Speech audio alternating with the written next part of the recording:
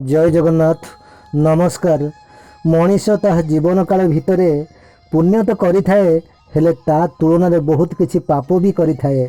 निजर पापर प्राश्चित पाए देवता मानकर शरणपन्न होई साधु सन्त मानकर परामर्श उपदेश अनुसार कार्य करी प्रायश्चित होइथाए।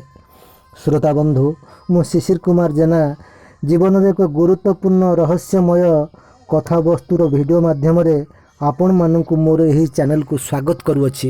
कथावस्तुटी है पवित्र तीर्थ रोहिणी कुंड। यही विषय एक संक्षिप्त कहानी उपस्थापना करुअछि।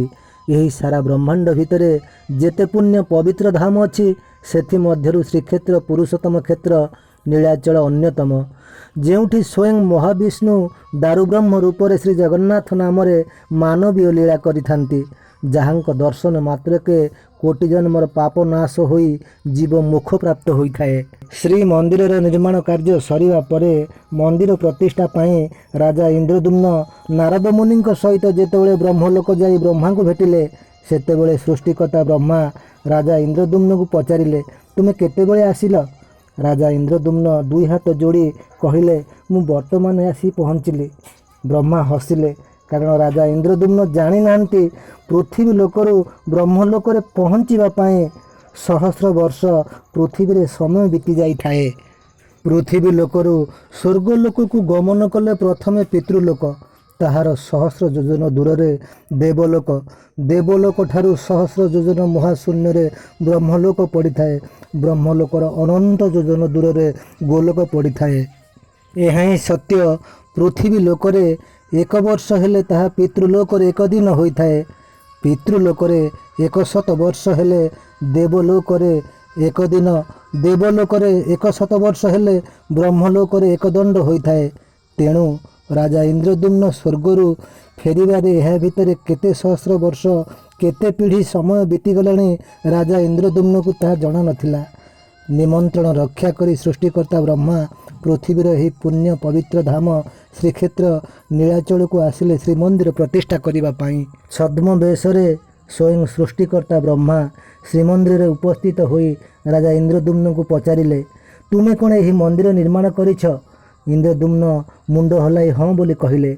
सेठारे थिले जणे राजा माधव, से कहिले ना ना से नुहे, मंदिर मु निर्माण करिछि।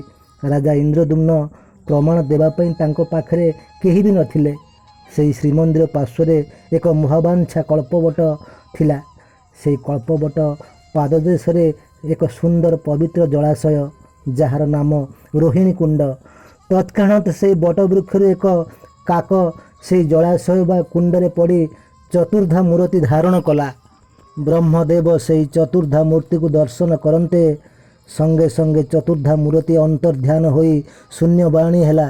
यही मंदिर निर्माण कर्ता राजा इंद्रद्युम्न ब्रह्मा मंदिर प्रतिष्ठा करी स्वर्ग को बाहुड़ी गले।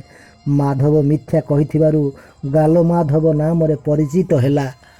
हेले आज भी श्रीमंदिर दक्षिण पार्श्व से महाबांछा कल्पवट अच्छी, ता पाखकु लागिछि मुक्ति मंडप।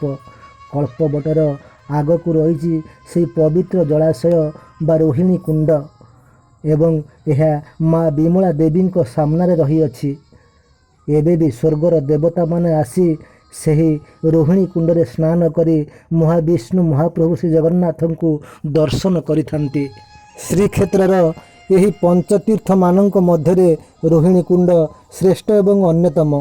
कथन अच्छी, गोहत्या ब्रह्महत्या पापर दोष लागिथिले श्रीक्षेत्रर सही मुक्ति मंडपर पंडित मानकर परामर्श क्रमे श्री जगन्नाथ महाप्रभु को दर्शन करी तांको श्री चरण रे निजकु समर्पण करी सही रोहिणी कुंडर जल सिंचन कले समस्त पाप ताप नाश होइथाए, जीव परमगति लाभ करिथाए, मोक्ष प्राप्त होइथाए। सेतिकी नुहे, यही मनुष्यता जीवन काल भितर जहाँ पाप करिथाए श्रीक्षेत्र जाई महाप्रभु को दर्शन करे महाप्रभुंकर श्री चरण रे निजकु संपूर्ण भाव समर्पण करी यही रोहिणी कुंडरे जल सिंचन करने द्वारा समस्त पाप नाश होइथाए, जीव मुक्ति पाई परम गति लभि थाए। श्रोता बंधु, आज पई एतिकी। जदि यही भिडियोटी आपण मानकु भल लागि थाए ताले यही चैनल को लाइक शेयर एवं जदि आपण महाप्रभु श्री जगन्नाथ को भल पाउथान्ते ताहले कमेंट रे लिखिबे जय जगन्नाथ एवं यही चैनल को सब्सक्राइब करेंगे। पुनश्च साक्षात हेब नेक्स्ट वीडियो रे। रहिली नमस्कार धन्यवाद।